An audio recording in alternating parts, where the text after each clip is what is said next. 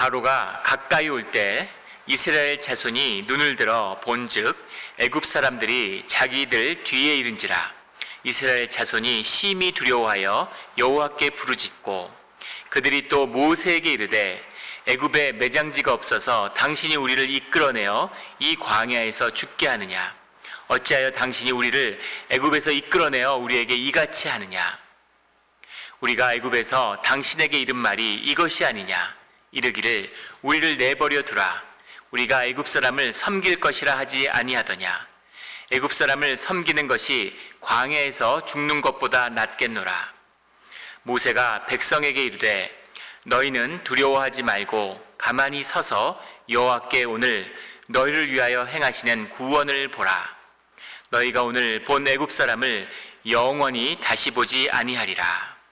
여호와께서 너희를 위하여 싸우시리니 너희는 가만히 있을지니라.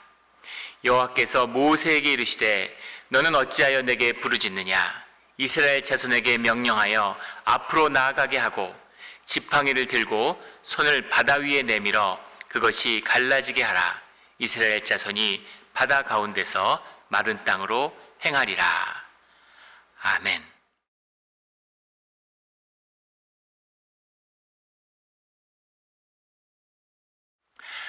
오늘 말씀은 주님과 동행하는 것에 대한 비밀이죠. 주님의 인도하심을 받는 비밀입니다. 주님이 출애굽을 통해서 노예에서 해방된 이 히브리의 노예들을 인도하여 내시고 계시죠.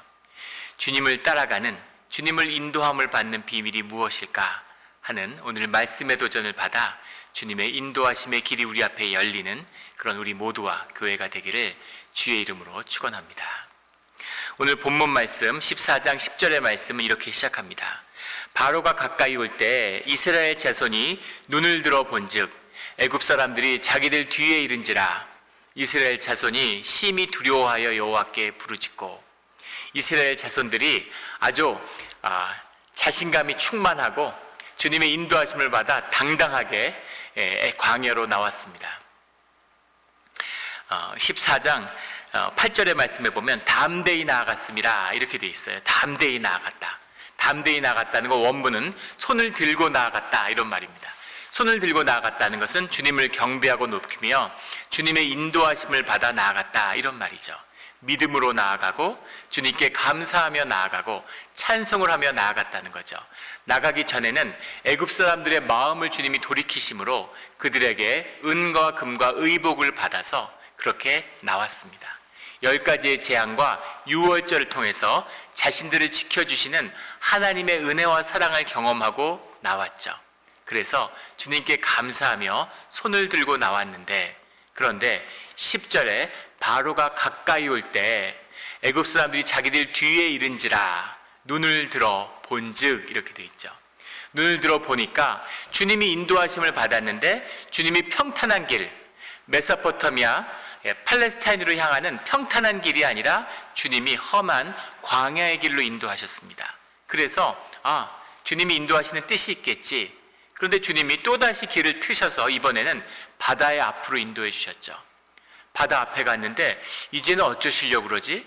바다 앞에 있는데 갈 길이 없는데, 돌아갈 수도 없고 앞으로 갈 수도 없는데 이제 어떻게 하시려고 하나 하는데, 그런데 뒤에 애굽의 전차 부대가 몰려오고 있는 거죠. 왜 오는지, 그들의 살기 등등한 모습을 보고 무슨 일이 벌어지고 있는지를 이제 안 것이죠. 그러자 두려움에 사로잡혀서 11절에 모세를 향한 원망을 토해냅니다. 그들이 모세에게 이르되 애굽에서 매장지가 없어서 당신이 우리를 이끌어내어 이 광야에서 죽게 하느냐? 어찌하여 당신이 우리를 애굽에서 이끌어내어 우리를 이같이 하느냐? 이렇게 막 항의하고 원망하는 이야기가 쏟아져 나오는 겁니다. 죽게 됐다. 너 때문에 죽는다. 죽을 위기에 처해서 죽을 것 같아서 살려달라는 울부짖음 가운데 주님의 은혜를 입었는데 이제 그 바다 앞에서 삶의 어려움이 닥치니까 죽을 것 같으니까 고통스러워하는 것이죠.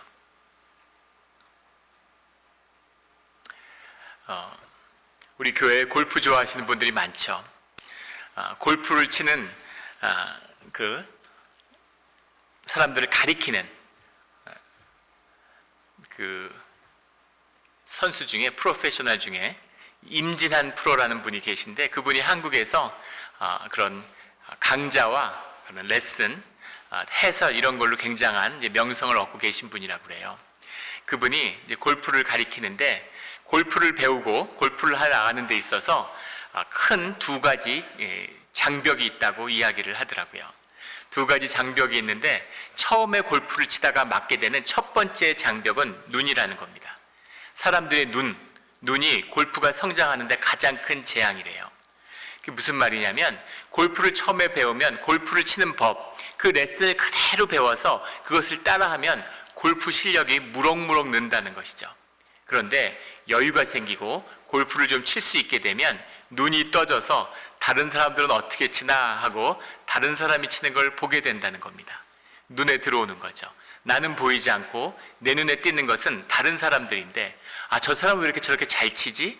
저 사람은 정말 잘 치네? 그리고 그런 걸 보고 그것을 흉내내게 된다는 거예요.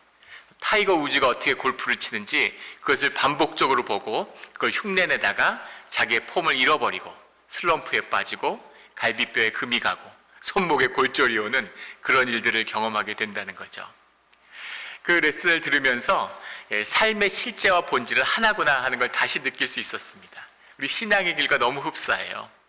그 눈의 재앙을 뛰어넘고 나면 그 다음 두 번째 기다리는 더 큰 벽은 무엇이냐면 생각의 재앙이라는 거죠. 사람들이 자꾸 생각한다는 거예요. 자기 하는 좋았을 때의 느낌, 그 좋은 분위기를 그대로 몸으로 간직하면 되는데, 골퍼들이 생각을 한다는 거죠. 내가 이걸 왜 못했을까? 이걸 왜 놓쳤을까? 13번 홀에서는 5번이 아니라 7번 아이언을 들었어야 되는데, 그때 그렇게 쳤더라면, 이렇게 자꾸 생각을 하면서 자기의 좋았던 것을 다 잃어버리고 슬럼프로, 안 좋은 걸 생각하니까, 안 좋은 때를 생각하니까 점점 더 슬럼프에 빠져드는데, 그거보다 더 중요한 것은 생각이 거짓이기 때문에 그 자신이 했던 것을 정확히 복귀하는 게 아니라 자기의 생각대로 복귀를 해서 결국은 더 깊은 슬럼프에 빠져든다는 거예요. 그것이 골프를 칠 때 배우는 가장 두 가지 큰 장애다, 이렇게 얘기하더라고요. 신앙의 길도 마찬가지죠. 마음으로는, 느낌으로는 믿음이 있는 것 같아요. 주님의 뜻에 따라 살 수 있는 것 같아요. 그래서 손을 들고 주님을 찬양하면서 따라 나왔습니다. 그런데 눈앞에 재앙이 보이니까, 조건과 현실의 어려움이 닥치니까 원망이 터져 나오는 거죠. 두려움에 사로잡히는 겁니다. 주님을 바라봐야 되는데, 조건과 어려움이 있으면 믿음을 가지고 주님께 간구해야 되는데, 조건과 환경의 두려움이 밀려오니까 누군가를 원망하고 탓을 하는 거죠. 그렇게 한번 무너져 내리는 겁니다. 그렇게 눈으로 보는 현상에 의해서, 우리가 현상에 속해 살아가니까 그 현상을 봄으로 시험에 한번 빠지게 되고, 그리고 두 번째 시험이 기다리고 있는 거죠. 그것이 12절의 말씀입니다. 우리가 애굽에서 당신에게 이른 말이 이것이 아니냐, 이르기를 우리를 내버려 두라. 우리가 애굽 사람을 섬길 것이라 하지 아니하더냐. 애굽 사람을 섬기는 것이 광야에서 죽는 것보다 낫겠노라. 이렇게 이야기하지 않았죠. 살려달라고 간구하는, 탄식하는 목소리를 냈습니다.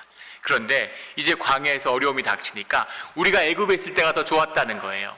우리가 언제 구해달라고 그랬느냐? 우리가 애굽에서 종노릇 할 때가 더 좋지 않았느냐? 우리를 내버려 두라고 하지 않았는데 우리를 왜 이끌어냈냐는 거죠.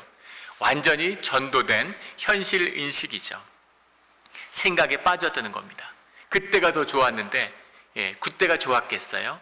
이 불평이 끊임없이 반복되죠. 어려움이 닥칠 때마다 애굽 사람들의 마음, 이 히브리 노예들의 입에서 끊임없는 불평과 원망과 다툼이 일어납니다. 이것이 우리의 쓴뿌리고 우리의 죄악된 우리의 실제죠. 그런데 그 가운데 생각의 거짓이 일어나는 거죠. 옛날에 좋았다는 겁니다. 옛날에 아름다웠다는 거죠. 옛날에 정말 좋았다는 거죠. 우리 이민자들의 삶 속에서 보면, 한국에 있을 때 진짜 좋았는데, 그때는 이랬는데, 그때는 진짜 잘 살았는데, 뭐 이런 얘기들 하시는 분들이 계세요. 그렇게 잘 살고 그렇게 좋았으면 왜 이민을 왔겠어요? 주님의 인도하신 가운데 살 길을 찾아왔잖아요. 그런데 어려움이 닥치면 과거가 아름다웠던 것처럼, 예전이 좋았던 것처럼 자신을 속이는 것이죠. 이것이 우리를, 신앙을 가로막는 생각의 거짓입니다. 어려울 수 있어요. 힘들 수 있어요. 그런데 진실하게 부족하고 무너진 자리에서 주님 앞에 돌이켜야 되는 것이죠. 주님이 돌아오라고, 우리에게 믿음 없음을 발견하고 주님께 의지하라고 주님이 우리를 불러주시는 겁니다. 우리가 현상과 거짓의 생각에 빠지지 않는 우리 모두가 되기를 주의 이름으로 축원합니다. 그 원망 가운데 모세가 무엇이라고 얘기하냐면 13절에 모세가 백성에게 이르되 너희는 두려워하지 말고 가만히 서서 여호와께 오늘 너희를 행하시는 구원을 보라. 가만히 서서라고 했는데 힛 야추부라고 하는 말이에요. 히 야추누 야추부라는 말인데 이 말은 서 있어라 이런 얘기입니다. 버텨라, 그 자리에 있어라 이런 얘기예요. 너희들 그렇게 힘들어하지 말고 그렇게 뒤로 돌아가려고 하지 말고 그 자리, 힘든 자리에 머물러 있어 이렇게 이야기하는 거죠. 여호와께서 오늘 너희를 위하여 행하시는 구원을 보리라. 너희가 오늘 본 애굽 사람을 영원히 다시 보지 아니하리라. 담대한 믿음의 선포죠. 여호와께서 무엇을 하시는지 주님이 인도하셨으니까 믿음으로 주님이 어떻게 하시는지를 지켜보라는 거죠. 그리고 그 자리에 버티라는 겁니다. 전열을 이루어서 주님이 싸우시는 걸 지켜보면서 힘들지만 그 자리에서 견디라는 거죠. 오늘 그 임직 선거를 하는데 우리가 주중에 제가 전화를 몇 통 받았어요. 우리 재직 중에서 저는 준비가 안 되고 저는 자격이 없어서 저는 추천을 좀 해주지 말아 주십시오 라는 그런 전화들을 주신 분, 또 뭐 메시지를 주신 분도 있었습니다. 그런데 우리가 뭐 동양 문화에서 자라고 그것을 이제 좋은 마음, 겸손한 마음으로 그렇게 하시는 거죠. 우리가 자격이 안 되고 준비가 안 돼 있는 것은 맞습니다. 그러나 주님 앞에서 그것을 사양하는 것은, 주님 앞에서 그것을 피하는 것은 겸손이 아니죠. 그것은 굉장히 오만이고 목이 곧은 것이고 주님의 인도하심을 거부하는 무법자의 모습입니다. 우리 중에 누구도 준비가 되고 자격이 되어서 주님의 사역자가 되는 사람은 없어요. 그분들에게 제가 그렇게 대답했습니다. 저도 마찬가지라고, 자격이 되고 준비가 돼서 목회를 하는 게 아닌 것이죠. 주님의 인도하심이 있고 주님의 세우심이 있기 때문에 주님을 믿고 주님의 길을 가는 것입니다. 힘들 때가 있어요. 어려울 때가 있습니다. 그러나 거기서 견디고 거기서 버티는 것이죠. 그리고 주님이 무엇을 행하시는지, 주님이 어떠한 일을 이루시는지를 보는 것입니다. 이것을 봐야 돼요. 그것을 지켜보는 이 그 자리에 서 있는 우리의 존재, 이것이 믿음입니다. 예전에 시골에서 농부가 산에 그 소를 몰고 가는데, 소를 몰고 갈 때 호랑이가 나온다는 거죠. 우리 예전에 한반도에 호랑이가 얼마나 많이 살았는지, 호랑이가 나타나는데 그 호랑이가 나타났을 때 농부가 도망가지 않고 그 자리에 서 있으면 소가 호랑이와 맞서 싸운다는 겁니다. 소가 호랑이에 맞서면 절대 호랑이가 소를 못 이긴다는 거죠. 소가 뿔이 있고 막 들이받으려고 그러면 등치가 훨씬 크기 때문에 소가 이기질 못하죠. 아마 자연 다큐멘터리 같은 거 보셨을 거예요. 사자들이 여러 마리가 있어도 성난 소를 당하지 못합니다. 근데 신기한 것은 농부가 겁을 먹고 소를 버리고 도망가면 소가 아무 저항도 안 하고 가만히 서서 물어뜯겨 죽이는데 가만히 그냥 무기력하게 죽어요. 그 미물인 소조차도 자신을 믿어주는 주인을 위해 싸우는 것이죠. 그런데 우리의 아버지가 되시는, 우리를 생명의 피로 지켜주시는 주님은 더 말해 무엇하겠습니까? 주님이 우리 보고 싸우라고 그러시는 게 아니죠. 너희가 내가 싸우는 것을 믿음으로 지켜보라는 겁니다. 근데 우리가 도망가면 주님이 무엇을 위해 왜 싸우시겠어요? 주님이 그 자리를 지키라고, 힘든 가운데 그 믿음의 자리에 있으라는 거죠. 이것이 주님의 인도하심의 비밀입니다. 주님이 세우시는 곳에, 주님이 있으라고 하는 곳에 있는 것이죠. 늘 그 자리를 믿음으로 지키는 우리 모두가 되기를 주의 이름으로 축원합니다. 이어서 14절에 여호와께서 너희를 위하여 싸우시리니 너희는 가만히 있을지니라. 너희를 위하여 싸우시는 주님을 보라는 거죠. 그리고 너희는 가만히 있을지니라.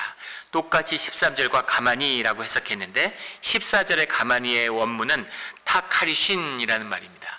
이것은 조용히 잠잠히 있으라는 거죠. 투덜대지 말라는 겁니다. 말에는 영의 관세가 있어요. 말에는 영의 관세가 있기 때문에 절대로 투덜대거나 어려울 때, 힘들 때 투덜거리면 그 투덜거림이 자신을 묶습니다. 점점 더 힘들어지고 점점 더 구렁텅이로 빠져들어요. 힘들 때 절대 잊지 말아야 할 것은 결코 투덜대지 말아야 된다는 겁니다. 특별히 그 투덜댐이, 힘들다는 투덜댐도 좋지 않지만 그것이 원망의 형태로 주님을 향한다면 그것은 굉장히 나쁜 영적 굴레가 되는 것이죠. 자기의 삶의 고삐를 마귀한테 내어주는 것이에요. 그래서 절대 부정적인 얘기를 해서는 안 됩니다. 절대 투덜대거나 불평을 해서는 안 돼요. 교회에도 보시면 알 거예요. 어느 공동체나 소외되고 투덜거리는 사람들이 있습니다. 투덜거림이 저주의 굴레가 되는 것이죠. 마귀의 역사예요. 그것을 끊어버리는, 그것을 단호히 예수 그리스도의 이름으로 끊어야 합니다. 끊고 또 끊어야죠. 그것이 끊어지는 우리 믿음의 자리가 되기를 주의 이름으로 축원합니다. 그 역사로 주님의 역사하심이 일어나는 거죠. 그리고 15절에 여호와께서 모세에게 이르시되, 근데 주님이 모세에게 말씀하세요. 너는 어찌하여 내게 부르짖느냐? 너는 왜 나에게 기도하고 있느냐라는 거죠. 주님께 기도하는 자 모두 다 불평하고 있는데 주님께 기도하는 자 모세가 있는데 모세에게 주님이 뭐라고 말씀하시냐면 왜 내게 부르짖고 있느냐? 이스라엘 자손에게 명령하여 앞으로 나아가게 하고 너에게 다스리는 권세가 있지 않느냐? 앞으로 나아가라고. 앞에 바다인데 바다로 나아가라고. 뒷걸음치지 말고 뒤에 애굽의 군대가 오는데 어떻게 뒤로 가려고 그러냐? 앞으로 나아가라. 이렇게 말씀하시는 거죠. 그렇게 하고 16절에 지팡이를 들고 손을 바다 위로 내밀어 그것이 갈라지게 하라. 홍해의 바다를 피로 바꿨던 그런 권세가 너에게 나타났지 않느냐? 믿음으로 손을 바다 위로 내밀어 그것이 갈라지게 하라. 이렇게 말씀하시죠. 주님이 하시는 일이지만 모세를 통해서 이루시는 겁니다. 믿음의 사람, 주님의 사역자 모세가 믿음으로 손을 들 때 손을 드는 게 뭐 그렇게 힘든 것이겠어요. 그러나 믿음으로 주님의 이름으로 손을 드는 자가 있어야 그 손 위에 주님의 역사하심이, 바다를 가르는 주님의 역사하심이 모세의 순종을 통해서, 모세의 믿음을 통해서, 모세의 헌신을 통해서 일어난다라고 말씀하고 계시는 거죠. 그런데 오늘의 이 사건은 이제 시작이 돼요. 끝없는 이 히브리 노예들의 불평과 원망과 다툼이 끊이지 않습니다. 그러면 주님은 왜 이 히브리 사람들과 함께 하시는 걸까 하는 것이 의문으로 남죠. 왜 이렇게까지 주님이 히브리 사람들을 놓지 않고 끝까지 지켜주시는 것일까? 아브라함과 야곱과 이삭에게 했던 그 약속 때문에, 물론 그 약속을 주님이 이루시지만 그 주님이 이루시는 방법이 왜 지금 이때 이 사람들이냐는 거죠. 히브리 노예로 조상들이 수없이 죽어갔고 하나님에게 그 역사의 주인이신 주님한테 또 기회가 있을 텐데 왜 이 사람들일까라는 겁니다. 또 왜 모세일까 하는 거죠. 모세에 무엇이 있기에, 이 연약한 노인네가 되어버린 이 모세에게 무엇이 있길래 주님은 모세를 통해서 이 히브리 사람들에게 이토록 큰 은혜를 베푸시는 것일까 하는 것이 우리에게 의문으로 남죠. 그 비밀이 무엇일까 하는 겁니다. 그 비밀이 뭘까요? 그 비밀이 무엇일까? 주님은 무조건, 주님이 구속하셨으니까 히브리 사람이라면 무조건 주님이 보호하고 지켜주는 것일까? 그게 아니라는 분명한 주님의 말씀이 성경 가운데 나타나고 있죠. 먼저 보면 출애굽기 32장의 9절 10절에 이런 말씀이 나옵니다. 여호와께서 또 모세에게 이르시되 내가 이 백성을 보니 목이 뻣뻣한 백성이로다. 그런즉 내가 하는 대로 두라. 내가 그들에게 진노하여 그들을 진멸하고 너를 큰 나라가 되게 하리라. 주님의 말씀을 주기 위해서 그 모든 여정 가운데 시내산의 말씀을 받았는데 황금 송아지를 만들어서 우상 숭배를 하고 있는 그 히브리 사람들에게 주님이 주신 말씀이에요. 그들을 진멸하고, 여기서 너는 모세죠. 너로 새로운 역사, 새로운 민족의 시작을 이루게 하시겠다. 주님이 하시겠다면 하시는 거죠. 그들을 다 진멸하겠다. 애굽의 군대처럼 다 진멸하겠다고 말씀하셨어요. 주님이 떠보신 걸까요? 주님이 위약을 보이시는 걸까요? 아닙니다. 진실하신 주님의 말씀 그대로예요. 주님이 이 악한 백성을 진멸하려 하셨다는 것이죠. 그런데 이것을 돌이킨 것은 모세였습니다. 모세가 이 마음을 돌이키게 되죠. 민수기 14장에 가면 민수기 14장 11절 12절, 가나안 땅을 눈앞에 두고 가나안 땅에 정탐을 보냈는데 그 앞에 가나안 땅에 들어갈 그 앞에 와서 또다시 주님의 뜻을 거역하고 들어가기를 꺼리는 원망과 다툼을 벌이고 있는 그 히브리 백성들에게 주님은 말씀하시죠. 14장 11절에 여호와께서 모세에게 이르시되 이 백성이 어느 때까지 나를 멸시하겠느냐?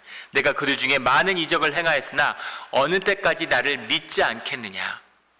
내가 전염병으로 그들을 쳐서 멸하고 내가 그들보다 크고 강한 나라를 이루게 하리라. 또다시 진멸할 뜻을 주님이 드러내셨어요. 그런데 이 뜻을 또다시 돌이키는 것이 모세입니다.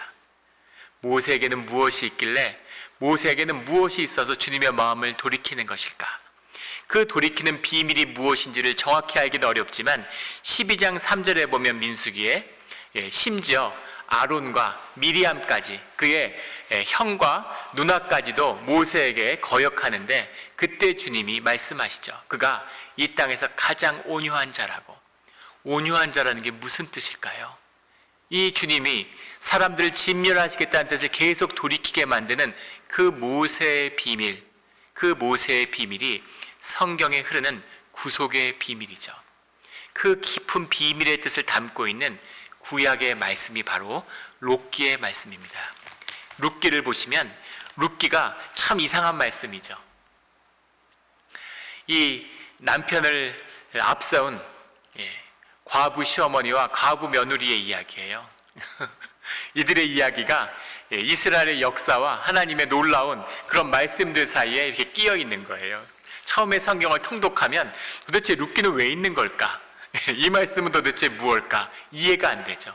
어떻게 이런 조그맣고 작은 사건이 한없이 미약한 이런 사건, 과부들이 제가 하는 이야기가 성경 가운데 있어서 이 말씀을 우리가 읽어야 하는 비밀이 뭘까? 이해가 되지 않죠. 나오미, 시어머니인 나오미가 이방 땅, 모압 땅에 가서 두 아들을 잃고 며느리와 남편을 잃고 이제 살게 되는 이야기입니다. 그런데 가슴이 아픈 것이죠. 룻기의 13장에 보면 이런 말씀이 나와요. 너희가 어찌 그들이 자라기를 기다리겠으며 어찌 남편 없이 지내겠다고 결심하겠느냐? 내 딸들아, 그렇지 아니하리라. 여호와의 손이 나를 치셨으므로 나는 너희로 말미암아 더욱 마음이 아프도다. 주님의 믿음으로 간 길이고 주님과 함께한 길이었는데 주님이 치셨다는 거죠. 자식들을 앞서 보냈어요.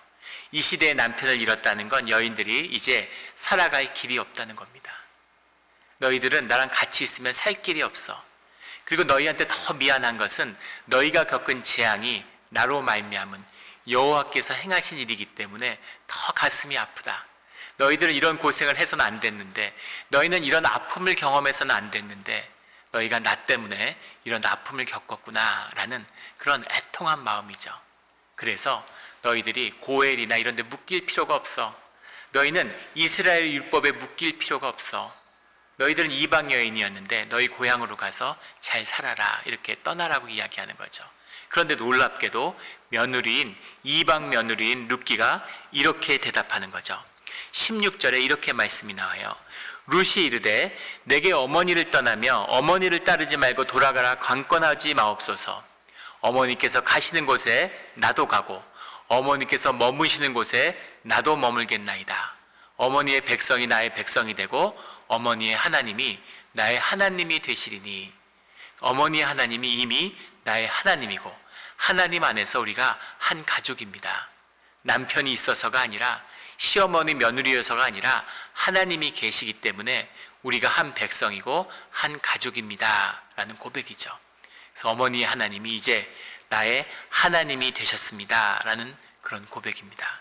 거기서 더 나아가서 17절에 어머니께서 죽으시는 곳에서 나도 죽어 거기 묻힐 것이라. 만일 내가 죽는 일 외에 어머니를 떠나면 여호와께서 내게 벌을 내리시고 더 내리시기를 원하나이다. 이렇게 고백합니다. 놀라운 고백이죠.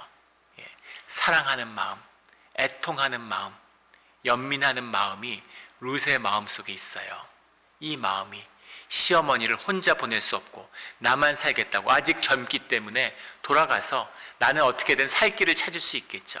그런데 그 시어머니와 운명을 같이 하겠다, 삶을 함께 하겠다, 하나님 안에서 하나가 돼서 살아가겠다라고 하는 그 마음이에요. 이 안타까운 마음, 이 애통하는 마음, 그 마음을 주님이 받으시고 주님이 그 마음 가운데 함께 하시는 거죠. 그걸 주님이 얼마나 귀하게 여기셨으면 그 룻의 자손으로 다윗을 주시는 겁니다. 그 다윗의 뿌리 가운데 이 룻의 육신의 자손의 계통을 따라 하나님이 예수 그리스도가 이 땅에 오셨어요. 얼마나 귀하면 이 마음이 주님이 구하시는 그 마음, 그 긍휼, 그 자비와 그 은혜인 것이죠. 주님이 그 마음이 있는 것, 그것이 주님이 찾으시는 마음이고 그 긍휼과 애통함이 주님이 우리를 바라보시는 마음이라는 것을 우리에게 말씀하고 있는 것입니다. 주님이 함께하는 마음, 예수 그리스도가 우리에게 찾아올 수 있는 그 마음, 그 마음이 나오미의 마음이고 룻기의 마음이죠. 이 룻의 마음입니다. 이 마음을 모세가 가지고 있는 거죠. 모세가 동포를 사랑하고 동포를 애통하고 아파하는 마음이 있는 거예요.